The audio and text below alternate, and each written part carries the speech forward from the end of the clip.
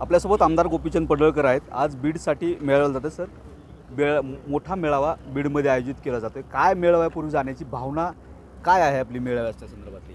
नाही, ओबीसी समाजाचं मोठं संघटन व्हावं, मोठं एकत्रीकरण व्हावं।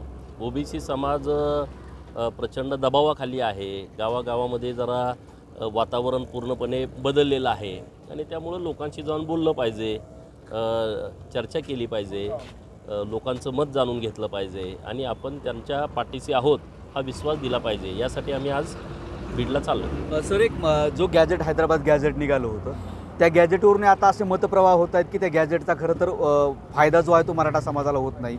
आपण आमदार आहात, खरी त्यातली वस्तुस्थिती काय आहे? खरंच मराठा समाजाला फायदा आहे आणि तो गॅजेट ओबीसीसाठी घातक आहे का? हे बघा, जे गॅजेट काढलेलं आहे, माननीय मुख्यमंत्री महोदयांनी यावरती स्पष्टपणे मत दिलेलं आहे की हे गॅजेट म्हणजे काही नवीन कुणाला ज्याच्या नोंदी नाहीत त्याला दाखला देण्यासाठीचं हे गॅजेट नाही आहे। ज्याच्या मूळ नोंदी आहेत आणि त्यांना सुलभ मिळाव्यात यासाठीचं ते गॅजेट आहे।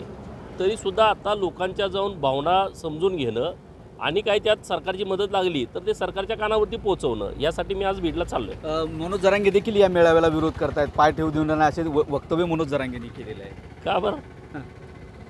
तुम्ही तिकडं मेळावे घेणार आणि आम्ही घ्यायचं नाही असं कसं होईल? हे संविधानाच्या आपण राज्यामध्ये राहतो, संविधानाच्या देशामध्ये राहतो, जिथं कायदा चालतो तिथं मेळावे होत राहणार। आम्ही घेणार, तुम्ही घ्या। तुमचं एक वक्तव्य सध्या माध्यमात खूप चर्चेला आहे। आपण काल बोलताना भाषणात जिमला मुलीने जाऊ नये किंवा ट्रेनर बाबतीत जे वक्तव्य केले, काय नेमकं वक्तव्य? जिमला जाऊ नये म्हणजे काय? जिथं जिहादी प्रवृत्तीचे ट्रेनर आहेत तिथं जाऊ नये। तिथं जाण्यापेक्षा घरी व्यायाम केलेला चांगला। मुलींची काळजी आहे, काळजीपोटी मी बोलतोय आणि घरातल्या सुद्धा लोकांनी या सगळ्या गोष्टीकडे लक्ष दिलं पाहिजे। आपली मुलगी कुठल्या जिममध्ये जाते, तिथं ट्रेनर लोक कोण आहेत, हे मोठी षडयंत्र सुरू आहेत। हिंदू मुलींच्या संदर्भात मोठी षडयंत्र सुरू आहेत, मोठी जाळी टाकली जात आहेत। तर त्यातला तो एक भाग आहे। कॉलेजवर मुली जात आहेत तिथं लक्ष ठेवणं किंवा बाहेरगावच्या मुली शहरामध्ये शिकायला आल्या, वसतिगृहाच्या बाहेर थांबणं, गोळका करून राहणं, एका मुलीला टार्गेट करणं, कुठं मेसला गेली तिथं टार्गेट करणं, हे असं प्लॅन करून चाललेलं आहे। आणि त्यामुळं असे जे जिहादी प्रवृत्तीचे ट्रेनर ज्या ज्या जिममध्ये आहेत तिथं जाऊ नये मुलींनी। अच्छा, पडळकर साहेब, तुम्ही आता मेळाव्याला जाता म्हणजे खास करून प्रश्न विचारतो। एकीकडे आपण हिंदू अजेंडा घेऊन जात आहे, आता हा सगळा कुठं जर ओबीसींचा मेळावा बघितला तर तो जातीय समीकरणाचा हिंदुत्व हिंदूच आहे ना, ओबीसी पण हिंदू आहे ना। धर्म हा मोठा आहे सर्वात आणि मग जाती आहेत।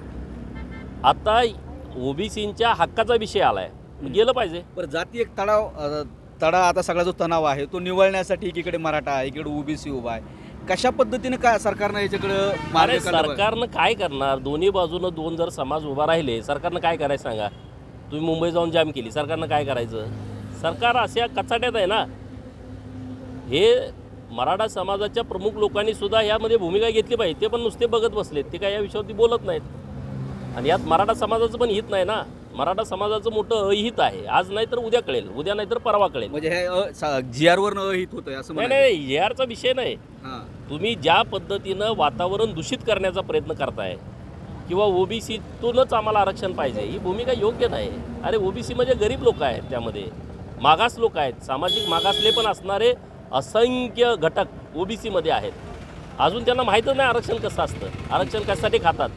मी आता तुमच्याशी बोलत असताना या गावाच्या आजूबाजूला गेलं तर तुम्हाला पालं दिसतील। त्या पालातल्या लोकांच्याकडे आहे का आधार कार्ड? त्याचं मतदान यादीत नाव आहे का?